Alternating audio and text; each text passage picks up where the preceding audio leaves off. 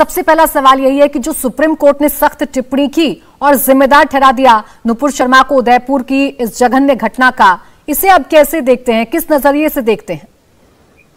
मेरे हिसाब से ये टिप्पणी अपने आप में बहुत गैर जिम्मेदार है। सुप्रीम कोर्ट का कोई अधिकार नहीं है कि वो इस प्रकार की कोई टिप्पणी करे जिसमें जो व्यक्ति उससे न्याय मांगने आया है उसका पूरा कैरियर चौपट हो जाए या उसके खिलाफ सभी न्यायालय जो नीचे के न्यायालय हैं वो प्रेजुडाइज हो जाए। सुप्रीम कोर्ट ने एक प्रकार से नुपुर शर्मा के ऊपर बिना उसको सुने, बिना कुछ किए चार्ज भी लगा दिया और उसके ऊपर फैसला भी ले दिया। ना तो गवाही हुई, ना इन्वेस्टिगेशन हुई, ना उसके ऊपर किसी प्रकार का अवसर दिया नुपुर शर्मा को कि वो अपनी सफाई पेश कर सके। इस प्रकार सुप्रीम कोर्ट का टिप्पणी करना न केवल गैर जिम्मेदाराना है बल्कि गैर कानूनी भी है और अनुचित भी है। किसी भी दृष्टिकोण से ऐसी टिप्पणी सुप्रीम कोर्ट को करने का कोई अधिकार नहीं। आप ये कह रहे हैं कि ये गैर कानूनी है, गैर जरूरी भी है। आप जरा आसान भाषा में एसएन ढींगरा साहब समझा दीजिए कि इसे गैर कानूनी कैसे कहा जाए, क्योंकि सर्वोच्च अदालत ने टिप्पणी की है जिसके बाद अब एक नैरेटिव ये सेट हो रहा है कि जो कुछ हो रहा है इस देश में वो नुपुर शर्मा के बयानों की वजह से हो रहा है। देखिए, सर्वोच्च न्यायालय भी कानून से ऊपर नहीं है, आपको ये समझना होगा। और कानून ये कहता है कि अगर किसी आदमी को आप दोषी ठहराना चाहते हैं तो आपको उसके ऊपर पहले चार्ज फ्रेम करना होगा। चार्ज फ्रेम करने के बाद उसका जो प्रोसिक्यूशन है, जिसने जो इन्वेस्टिगेशन की है, वो अपने साक्ष्य प्रस्तुत करेगी। साक्ष्य प्रस्तुत करने के बाद उसे ये मौका मिलता है कि वो उन साक्ष्यों के ऊपर अपना बयान दे। उसके बाद उसे ये मौका मिलता है कि वो अपने गवाह पेश करे। उसके बाद अदालत का ये कर्तव्य होता है कि वो सभी साक्ष्यों को ध्यान में रखकर अपना फैसला दे। लेकिन यहाँ क्या हुआ, यहाँ नुपुर शर्मा अपनी एफआईआर ट्रांसफर करवाने के लिए गई थी। सुप्रीम कोर्ट ने नुपुर शर्मा के बयान के ऊपर स्वतः संज्ञान ले लिया कि नुपुर शर्मा का बयान जनता को भड़काने वाला था।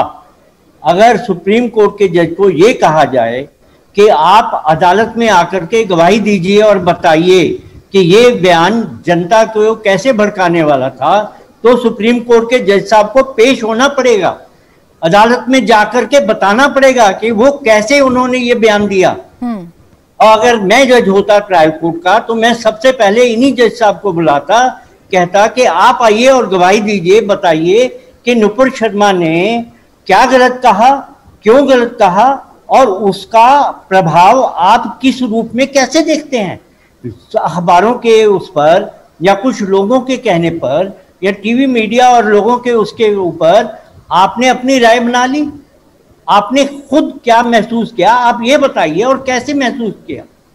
तो ये जो है काम सुप्रीम कोर्ट का नहीं है कि वो ट्रायल करे। जब कोई आदमी ट्रायल के लिए जाता है तो उसको सबसे पहले निचली अदालत में जाना पड़ता है, जो कि खुद सुप्रीम कोर्ट ने कहा कि आप मेरे पास क्यों आए, मजिस्ट्रेट है ट्रायल के लिए।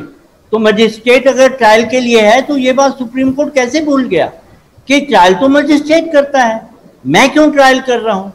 तो ये इसलिए गैर कानूनी है, गैर जिम्मेदाराना है ही है, क्योंकि ये सुप्रीम कोर्ट कम से कम सैकड़ों ऐसे फैसले दे चुका है कि जजों को अपने केस से बाहर हटकर किसी प्रकार का गैर जिम्मेदाराना बयान नहीं देना चाहिए, केस से संबंधित बयान देना। और यहाँ केस था कि एफआईआर ट्रांसफर करिए, 50 थानों में एफआईआर है, वो एक जगह ट्रायल हो, मेरी जान को खतरा है। और ये एक तथ्य है क्योंकि ऐसे अन्य केस हो चुके हैं जिसमें नुपुर शर्मा को सपोर्ट करने वालों की हत्या कर दी गई, नुपुर शर्मा को खुद धमकी दी, उसको रेप करने की धमकी दी गई। इतनी बड़ी साक्ष्य होने पर, इतने बड़ी धमकियां होने पर भी सुप्रीम कोर्ट का ही अधिकार था कि वो अलग अलग स्टेट में जो मुकदमे हैं उन्हें एक स्टेट में ट्रांसफर कर सके। सुप्रीम कोर्ट ने उसके पर तो सुनवाई की नहीं, वो केस जबरदस्ती वापस दिलवा दिया और एक अनावश्यक, गैर जरूरी और आवेश में आकर के राजनीतिक बयान दे दिया जिसका आप सभी लोग फायदा उठा रहे हैं। लोग ये कह रहे हैं अरे वो तो बच्चे थे, वो तो मिसगाइडेड चिल्ड्रन थे। अरे मिसगाइडेड चिल्ड्रन क्या हत्याएं कर रहे हैं? और कहां कहां हत्याएं कर रहे हैं? और नुपुर शर्मा के बयान से पहले क्या इस प्रकार की हत्याएं नहीं हुई? इस प्रकार की हत्याएं आजादी से पहले से हो रही हैं, जब चुन चुनकर किसी भी व्यक्ति को सिर्फ इसलिए मार दिया जाता था कि वो हिंदू है और उसने कोई ऐसा जो उनके नजर में गैर जिम्मेदाराना बयान दिया है। तो सुप्रीम कोर्ट का ये बयान अपने आप में अनावश्यक, गैर जरूरी, गैर जिम्मेदाराना तीनों, और कानून के विपरीत तो है। बिल्कुल, ये आपने समझा दिया कि कैसे कानून के विपरीत है। लेकिन एक और चीज जो एसएन ढींगरा साहब इस केस में देखने को मिली, मौखिक सख्त टिप्पणी सुप्रीम कोर्ट की तरफ से जरूर की गई, लेकिन जो ऑर्डर आया सुप्रीम कोर्ट का उसमें सिर्फ ये आया कि आपने जो अपनी ये शिकायत लेकर आई है, जो याचिका लेकर आई है, उसे आप वापस ले लीजिए। लिखित में इसे मेंशन नहीं किया गया था।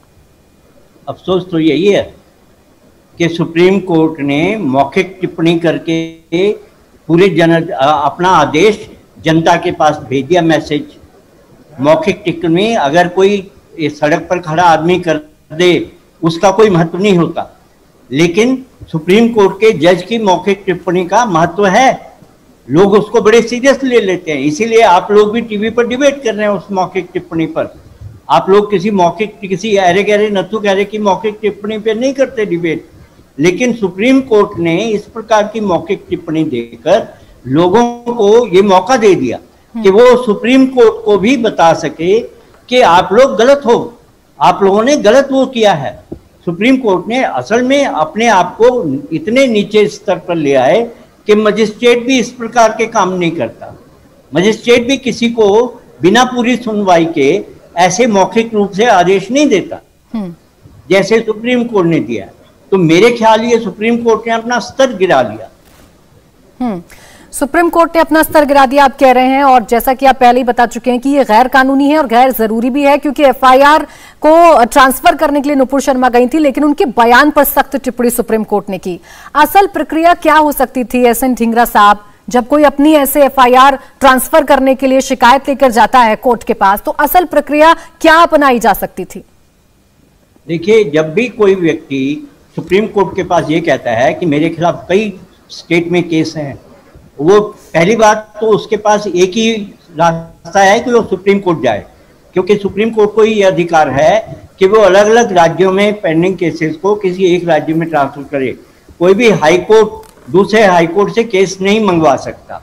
तो नुपुर शर्मा ने सही फोरम चुना, सही पिटीशन दी और सही आधार बनाया कि मुझे जान का भी खतरा है और मुझे रेप करने की भी धमकी दी गई है।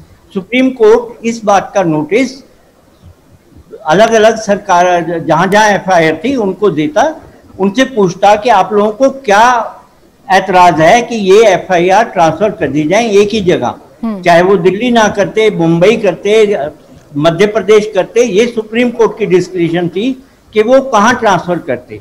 लेकिन उसके बाद उनको सुनते, अलग अलग उनको नुपुर शर्मा के वकील को सुनते और फैसला देते कि इनका ट्रांसफर होना चाहिए या नहीं होना चाहिए। बजाय इसके उन्होंने नुपुर शर्मा के वकील को भी डांट दिया और केस का रुख बदल दिया। उसके ऊपर तो सुनवाई की नहीं और उल्टा नुपुर शर्मा और दिल्ली पुलिस के ऊपर जो है टिप्पणियां कर दी। अगर आपको दिल्ली पुलिस से इतनी रंजिश, वो इतना क्रोध है, तो दिल्ली पुलिस को भी नोटिस देते, कहते कि क्यों नहीं अरेस्ट किया। ये कोई पहला केस तो है नहीं कि जिसमें एफआईआर करने के एकदम बाद अरेस्ट नहीं हुआ। ऐसे बहुत से केस हैं जिसमें एफआईआर होती है लेकिन एकदम अरेस्ट नहीं होता। पुलिस जब तक ये नहीं समझ लेती कि वाकई इसके अंदर कोई अपराध हुआ है या नहीं हुआ है और एफआईआर दर्ज हो गई है, तो अरेस्ट करना वो नहीं है। अभी सुप्रीम कोर्ट ने गाइडलाइंस ले डाउन की हैं 498A और 406 और केसों में कि आप एफआईआर दर्ज होने पर ही किसी को जाके अरेस्ट नहीं कर सकते। आपको पहले ये इन्वेस्टिगेट करना होगा कि इसके अंदर वाकई ही कोई अपराध हुआ है या नहीं हुआ, या ये गलत ढंग से एफआईआर दर्ज हुई है। ये गाइडलाइन वास्तव में हर एफआईआर के लिए होनी चाहिए कि किसी के खिलाफ भी आप एफआईआर दर्ज कर दो, पुलिस को ये अधिकार मिल जाए कि वो जाके उसको उठा लाए। ये होना नहीं चाहिए।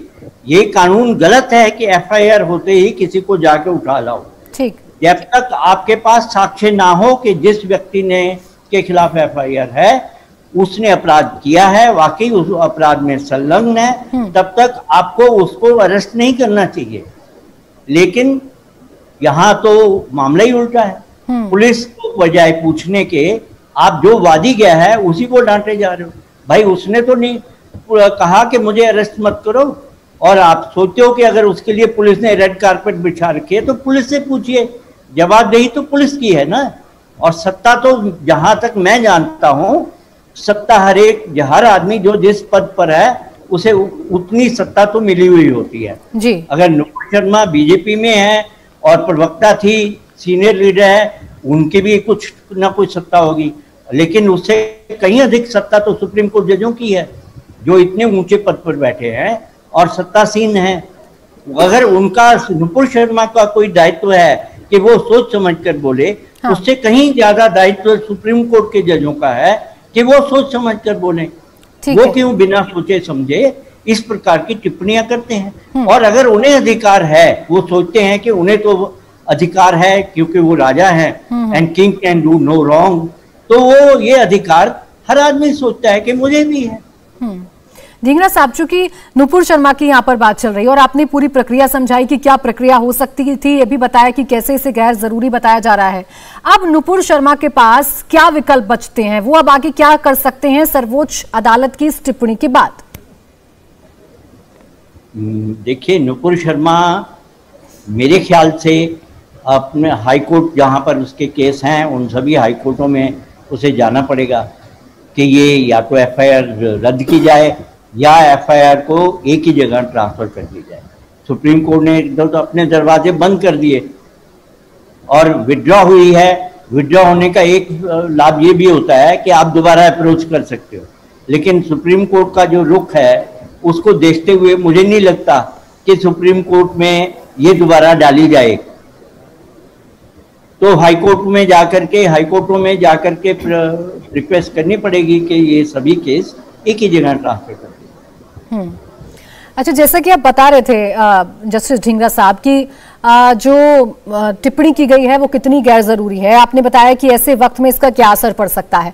अब जब निचली अदालतों में जाएंगी नुपुर शर्मा अपने इस केस को लेकर, तो इस टिप्पणी का क्या असर पड़ेगा और जो मजिस्ट्रेट होंगे वो इससे किस तरीके से देखेंगे, क्या कानूनी प्रक्रिया हो सकती है, चूंकि ये मामला सुप्रीम कोर्ट का है, उन्होंने टिप्पणी की है।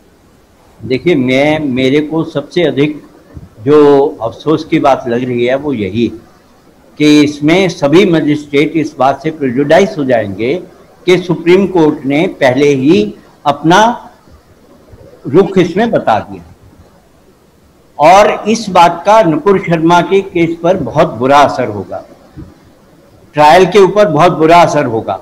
और मैं जानता हूं किसी भी ट्रायल कोर्ट जज में या हाईकोर्ट जज में इतना साहस नहीं है कि वो सुप्रीम कोर्ट के इन जज साहब को अपने सामने गवाह के रूप में बुला करके कहे कि आ जाओ, पेश हो जाओ और जरा आपका अपना क्रॉस एग्जामिनेशन करवाओ कि ये कैसे।